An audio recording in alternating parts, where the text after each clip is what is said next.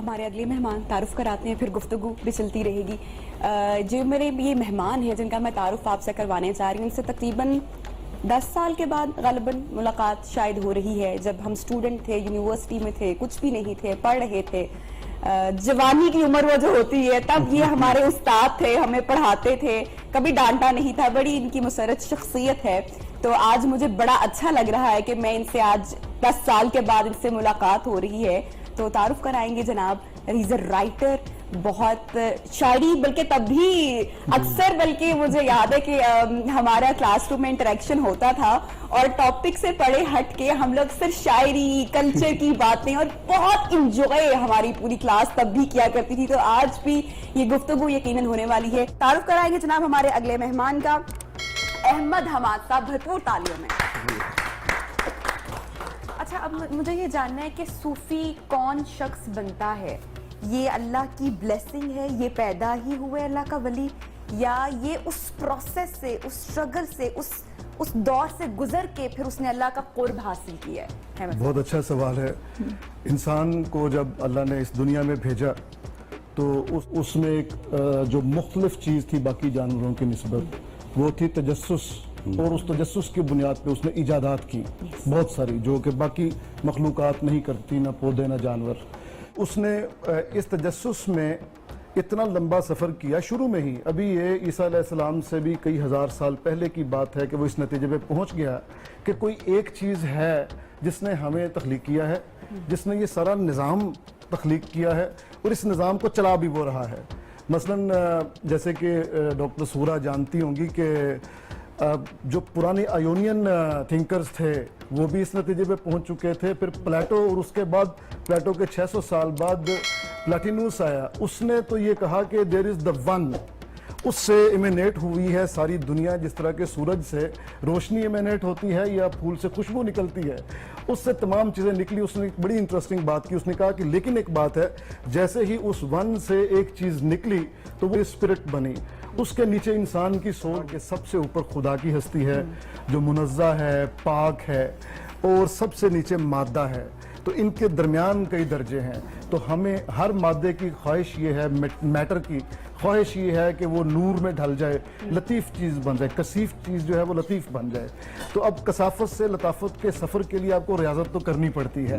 یہ ایسا نہیں ہے کہ آپ پیدا ہی صوفی ہوں. اس ٹینڈنسی کے ساتھ پیدا ضرور ہو سکتے ہیں، لیکن ریاضت کے بغیر نہیں. بالکل ویسے ہی جیسے کہ آپ کو اللہ تعالیٰ آرٹسٹ پیدا کرتا ہے لیکن اس کی گرامر سیکھنی پڑتی ہے، ریاض کرنا پڑتا ہے. بالکل اسی طرح صوفی بھی ٹینڈنسی اس کی ضرور ہوتی ہے، اللہ کی جستجو ہوتی ہے، پا لینے کی ایک خواہش ہوتی ہے، لیکن اس کی سرٹن مدارج ہیں، وہ طے کیے بغیر آپ صوفی نہیں بن سکتے.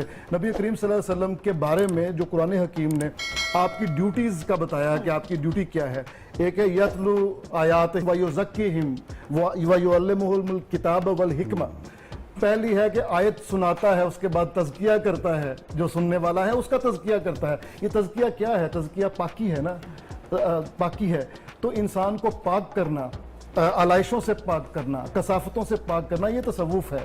تو اس پاکی کے لیے آپ کو ریاضت کرنی پڑتی ہے. تو آپ کے سوال کا جواب یہ ہے کہ بالکل ہر شخص بن سکتا ہے، کچھ پیدائشی ٹینڈنسیز کے ساتھ اور کچھ بعد میں ایکوائر بھی کر سکتے ہیں، لیکن اس کے لیے بڑی ریاضتوں کی ضرورت ہے. ہاں یہ ہے کہ ہم اس وقت جو جتنے بھی یہاں پہ لوگ ہیں پریکٹسنگ صوفی شاید ہی کوئی ہو، لیکن اس ٹینڈنسی کے ساتھ تو ڈاکٹر صاحبہ بھی ہیں اور کتنی خوبصورت گفتگو کرتے ہیں. فنکار ویسے آدھا صوفی ہوتا ہے، بنا بنایا گھڑا گھڑایا آدھا صوفی ہے. اگر وہ طے کر لے کہ اب میں نے پریکٹس کرنی ہے تو اس کے لیے پھر ظاہر ہے کسی مرشد کے پاس جانا پڑے گا. مرشد ہے راستہ دکھانے والا، رشد سے نکلا ہے نا، تو وہ راستہ دکھائے گا، بتائے گا کہ بیٹا یہ مدارج ہیں، یہاں سے دل جو تمہارا ہے وہ مادے کا ہے. اچھا، تصوف میں آئینے کی بڑی اہمیت ہے. تو اتنا صاف کر دیں اپنے دل کو کہ آئینہ بن جائے. آئینے کا کام کیا ہے؟ جو دیکھے اس کو ایز اٹ از ریفلیکٹ کر دے.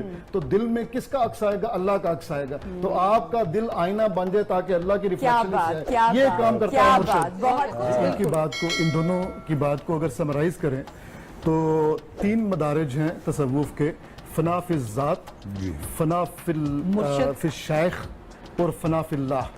سب سے پہلے جیسے انہوں نے فرمایا ذات کی نگیشن، اپنی ذات میں گم ہو کے ڈسکور کرنا کہ آپ ہیں کیا، تاکہ اس کی ایفرمیشن بھی ہو سکے اور نگیشن بھی ہو سکے.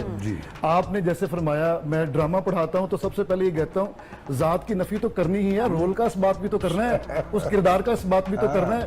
ذات کی نفی سے تو فنکار نہیں بنتا، فنکار کا پہلا درجہ ذات کی نفی ہے، اس کے بعد کردار کا اس بات ہے، وہ بننا بھی تو ہے. راشد محمود نکلے گا تو بادشاہ بھی تو بنے گا. تو بادشاہ کو پوری طرح سے آپ نے جب تک امبائب نہیں، جذب نہیں کیا ہوا تب تک آپ بادشاہ نہیں بن سکتے. پہلے درجے میں.